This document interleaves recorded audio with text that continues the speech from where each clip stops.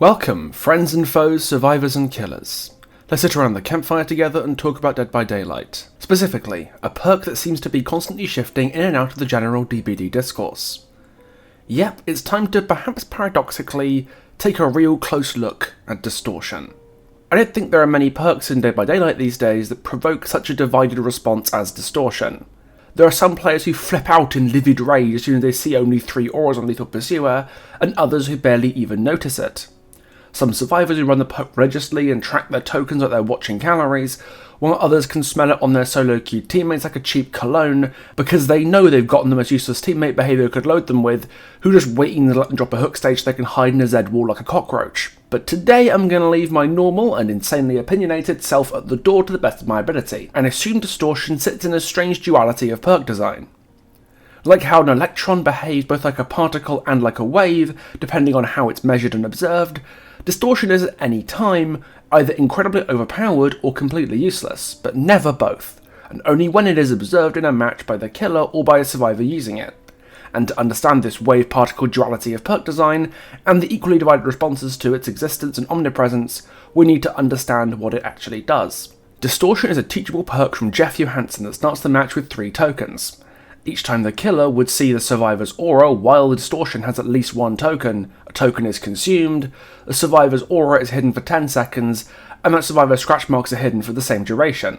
Along with the 3 tokens that you start with, Distortion regenerates missing tokens by itself, with every 30 seconds the killer spends in the terror radius, regenerating 1 missing token.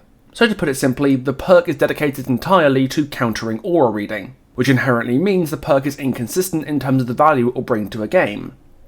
The survivor very rarely gets to control whether or not Distortion is going to do anything, with the only ways you can force the killer to see your aura, and therefore proc Distortion, being Metal of Man and Object of Obsession.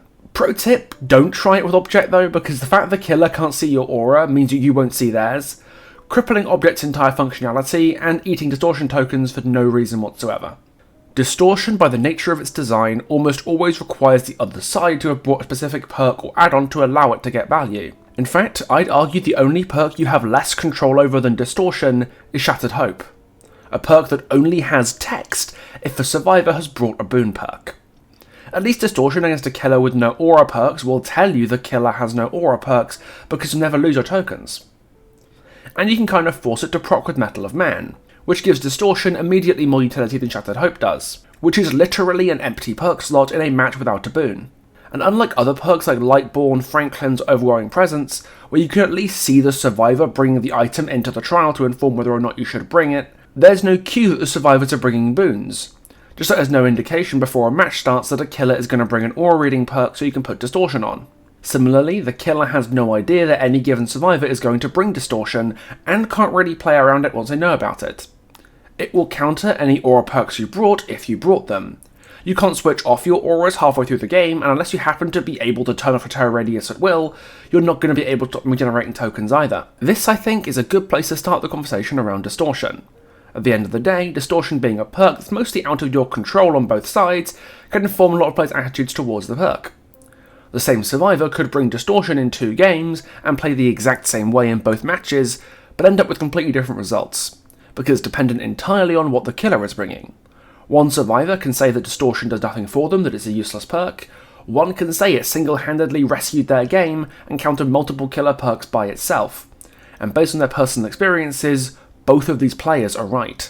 Same goes for killers. One killer could say that Distortion's ruining their matches by turning off half their perks every game, and another can say they don't even notice it. And both, based on their experiences playing the game, would be right to say that. So let's start with talking about the perk from a killer's point of view. If you're going to find someone complaining about Distortion, then here's the kind of argument you'd normally expect to see. And the big one is, it doesn't feel good to have your aura reading blocked. Plain and simple. Yeah, no shit Sherlock, but there's also got to be more to it than that. Especially because Distortion isn't the only perk that blocks auras out there. Off the Record is a pretty common perk that blocks survivor auras for 80 seconds every time they get unhooked. And Shadow Step is a boon that hides the auras of everyone inside it as well as hiding their scratch marks. But you don't hear many folks complaining about those aura blocker effects. Maybe Shadow Step on indoor maps, but that's more the scratch mark thing, I'll be honest. Why is the Distortion hate so potent and yet mostly limited to Distortion itself? Why do killers need their aura readings so badly? And what makes Distortion specifically problematic for that? The first answer is fairly simple. Many killer players are not good at game sense, and don't have the patience to learn or pay attention to their matches enough to keep track of the course of the game without auras. A lot of killers go into a match with a mindset of see survivor, chase survivor, down survivor, see next survivor, repeat, and don't really care about killer macro play so much. They play entirely for chases, and see the game as a series of 1v1s, not a 1v4. These players typically gravitate towards killers who have a mixture of map ability and a strong chase power, like Nurse, Blight, Spirit, Wesker, and now Hillbilly, and form a big reason why these killers are so popular.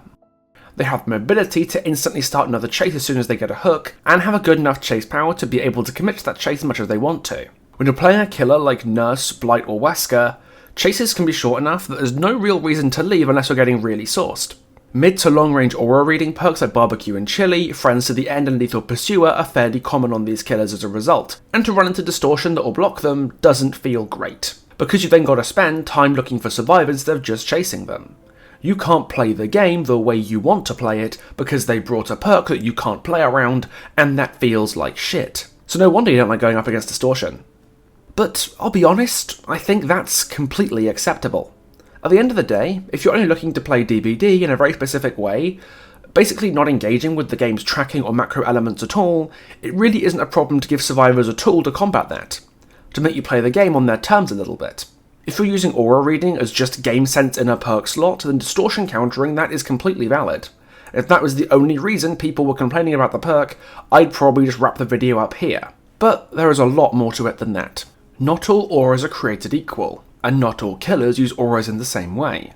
Some killers do just use auras as game sense in a perk slot, but for a fair few, auras become central to your killer's gameplay. A classic example here is Artist. Artist uses long-range aura reading to set up crow snipe, staggered hits, etc., and that's something that, unless you're going to fire them at gens, requires auras to give you the precision that you need most of the time. She's not the only one, mind you. Other high-precision killers, like Nurse, Pinhead, Huntress, or Deathslinger, will use aura reading to inform gameplay decisions mid-chase with their power that would not be practical or even possible without auras. In many cases, aura reading gives you the tools you need to express your skill with the power, and Distortion doesn't like that at all. What do you mean you wanted to express your skill? With the power? The reason you picked your killer in the first place? Wow, how entitled of you, wanting to express your skill in the ostensibly skill-based video game. Just play a regular M1 killer and tunnel someone out like everybody else. How dare you try and use your power properly? This gets frustrating because it doesn't even necessarily counter you as a whole.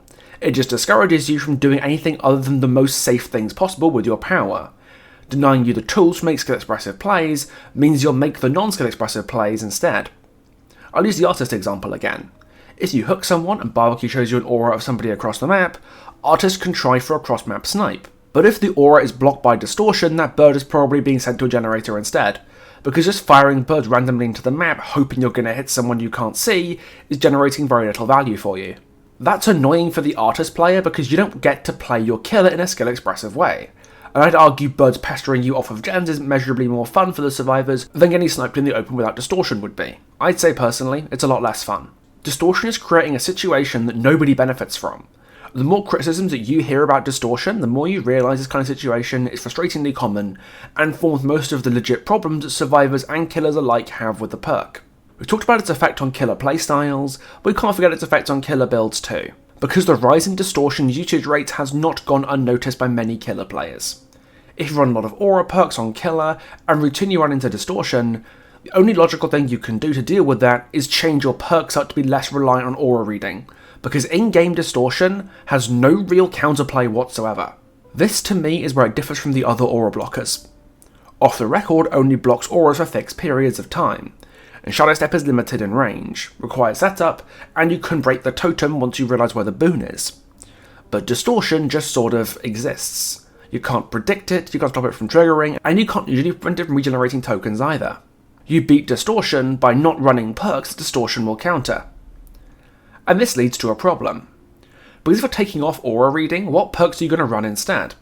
Granted, for a lot of killers, you've got enough perk diversity to be able to run a huge variety of perks, but most of those killers are your standard M1s, who are probably not getting that much value from aura reading perks to begin with. Again, unless they're just using them for game sense. And as soon as you start moving away from M1s, your options become much more desolate. Let's talk about Artist again, because she's a killer who basically always runs auras, and therefore will hit a brick wall against Distortion regularly. If she's cutting auras from her build, she's pretty much not got any options to run instead. Artist isn't a killer who works well with chase perks, or M1 perks, or stealth perks. If you want perks that work well with your power, you've got auras, or slowdown. That's it. And if Distortion takes auras off the table, expect your killer build to look a little bit like this. A lot of M2 killers just don't have many interesting build options if aura reading is excluded. Nurse, Blight, Artist, Twins, Pyramid Head, Nemesis, Wesker, Huntress, Xenomorph, Chucky. These are all killers who have a small overlap between perks that are good enough to run at all, and perks that actually work well with their power, without Distortion adding a third circle to that Venn diagram. The thing is, most of these killers are already pretty strong. They don't need as many powerful perk interactions as standard M1 killers, but they have such a small pool of decent, consistently valuable and interesting perks that is being artificially made smaller by the omnipresence of Distortion. You're just going to run into more stacked slowdowns because they literally have nothing else to run, and that isn't fun for almost anyone. And speaking of things that make the game less enjoyable for everybody, I've talked a lot about how the killer plays around Distortion, but this video will be incomplete without discussing its effect on Survivor gameplay, both survivors using it and the ones playing alongside them. After the Iron Will nerf, Distortion is probably the best stealth perk in the game. I know a lot of killer players have a real hate boner for stealthy survivors. Truth be told, I don't entirely understand it. It can be a useful and valid plan to do things like unhook or reset in dangerous situations if done properly, but I definitely agree it can and often does get taken too far. We've all been in situations as killer when you're down to 2 survivors, and instead of trying to progress the game, they decide they're just going to waste as much of their time as they can, and hide in the arse crack of nowhere, moving around just enough to not get crows, while the killer spends ages combing the map to find them. They're not trying to win, they're just trying to hide. It's one of the closest things you can do in DBD to actually holding games hostage, because avoiding AFK crows is really easy to do if you know how. Distortion just makes this problem worse, and gives these kinds of players more tools, although to be fair they'd probably still just do it without Distortion anyway. But the real problem comes in earlier in the match while their teammates are still alive. Distortion is one of the best perks survivors have to induce killers to tunnel, because by consistently hiding your aura from perks like barbecue and chili, the killer is only shown the auras of some survivors throughout the match. Meaning if that killer is looking for someone to chase, they'll just find the same people over and over again, whether they want to or not. The survivor probably doesn't want to get tunneled, and the killer might not even want to tunnel them. Thanks to the Distortion user hiding in a dead dog bush, they don't really have a reasonable alternative. If I notice Distortion in one of my matches, which to be fair I don't very often, because I don't run any aura perks on my 2 most played killers, I try to mitigate this by actively tunneling the Distortion user instead whenever I get the chance, because if I let them out of my sight long enough to lose them, my auras are not going to be able to help me find them again, whereas a survivor without Distortion can be tracked back down and chased at any time. I said Distortion has no real counterplay in game, but actually that's a counterplay right there. Find the person who has it, and get them out of the match at your earliest convenience. Because they spent their perk slots on stealth instead of on chase perks or anti-tunnel, so getting them out of the match is easier, and you don't have to worry about someone sneaking around later without you being able to detect them. I know I'm probably going to get some flack for suggesting that you tunnel Distortion users, but if you've got an alternative suggestion to counterplay Distortion once you know it's in play, I'm all ears. Seriously, I'd love to hear. So we've finally got a sense of the scale of the problem. Distortion exists to punish killers who overly rely on aura reading to replace a lack of game sense or situational awareness, to inform players more effectively about the killer's aura reading perks, and to help stealth players make audacious plays that they couldn't make otherwise. But this comes with many unfortunate consequences, including handicapping killer skill expression, giving survivors a powerful tool to help hold matches hostage through prolonged stealth, and encourages killers to tunnel and run builds heavier on slowdown, because the only other reliable perk type that many killers can run becomes completely nullified. So with all this on the table, do I think Distortion's a problematic perk? Well, the first thing I can say is that it's a perk that kind of needs to exist on some level. Way too many killers coast by without an iota of game sense off perks like Barbecue and Chili and Lethal Pursuer, and Distortion gives survivors a consistent tool to counter them. And it's worth remembering that many of the problems exacerbated by Distortion are problems that also exist without it, and require more comprehensive solutions than simply changing the perk. For example, players stalling forever in the late game to hold matches hostage can and does still happen without Distortion. So maybe behaviour needs to look into other solutions to that problem in the base game, like making AFK crows spawn faster and fewer survivors are in the trial, or removing item teching, where survivors can repeatedly pick up and put their items on the floor to be able to stand in one place indefinitely without getting AFK crows. Distortion pushing killers with poor perk diversity into running more slowdowns could be addressed by behaviour actively trying to make more perks with these killers in mind, and addressing arbitrary limitations placed on certain perks interacting with powers. For example, Hoarder not working on killer items anymore completely destroyed the perk's very few use cases. Same goes for Bamboozle not applying to window vaults from Wesker or Legion, and Victor being unable to use perks at all. If you're going to have perks like Distortion that exist to counter whole categories of perks, the least you can do is give every killer interesting alternatives, not just M1 killers. It's also important to note that Distortion doesn't counter all of those free game sense perks. For every Barbecue, Nowhere to Hide or Lethal Pursuer, there's a Surveillance, Tinkerer, Thrilling Tremors, or most recently and egregiously Ultimate Weapon that just don't care about Distortion and will give you the information for free anyway. Whether or not Distortion stays the way it is, perks that just give you game sense on a silver platter will always exist. But while many of Distortion's problems exist independently from the perk itself, issues like its encouragement of tunneling, general lack of actual gameplay on either side, and mitigation of skilled uses of aura reading are specific to Distortion. And while I think the perk fulfills a valuable function, I can't help but think it's a bit too good at the thing it does right now, and the root cause of this is Distortion's token system. Unless you're playing against a stealth killer, Distortion tokens are just so free to the point you'll never run out, basically ever. And one perk with, again, no real counterplay can generate tokens so efficiently that multiple killer perks can be completely hard countered. Nothing exhibits this better than Distortion's interaction with Eye More Ears. Eye More Ears reveals a survivor's aura when they perform a rushed action on a 45-second cooldown, but Distortion gains a token every 30 seconds, and unlike the other perks that charge up in the killer's terror radius, Distortion can charge up in chase. Meaning Eye More Ears will literally never do anything against you, because you generate new tokens faster than Eye More Ears can consume them, on top of the removal of scratch marks that make the chase last longer. One Survivor perk is not just completely deactivating one killer perk, but has tokens left over after the fact, and hides your scratch marks as well, because why the fuck not? Distortion generates tokens so fast that you basically can't get your aura read on them ever. And I'll be real, how often are you getting your aura read if the killer is seeing your aura multiple times before you can spend 30 seconds in the terror radius? A killer perk should be stronger than a survivor perk, because the survivors have 16 perk slots, but a killer only has 4. And yet Distortion being able to single-handedly counter multiple killer perks and add-ons at once, with no counterplay, is way too limiting on killer build options. Here's what I would do to Distortion. I'd basically remove the token system entirely to start with, and trade the frequency at which the perk blocks your aura for greater impact when it does trigger. I would give Distortion only one token which you start with, and can recharge in terror radius as normal, but only outside of chase, so the killer has a chance of being able to see your aura at some point, without like 3 or more sources of aura reading to burn through your tokens. As a trade-off, I would make the aura blocker and scratch mark effect last longer, 10 seconds to 15 seconds maybe, and make it hide grunts of pain for that duration too. So if it goes off in chase, you'll be able to have the time and stealth to actually lose the killer more consistently. The perk would still be overall weaker than it is now, which is the goal here because Distortion is definitely too good at its job, but it would still block auras pretty consistently when it does come into play. This might not be the right solution, it definitely isn't the only one, but it's one that I like a lot, so it's what I'm going to suggest. But I'd love to hear what you guys would do to bring Distortion into line a bit.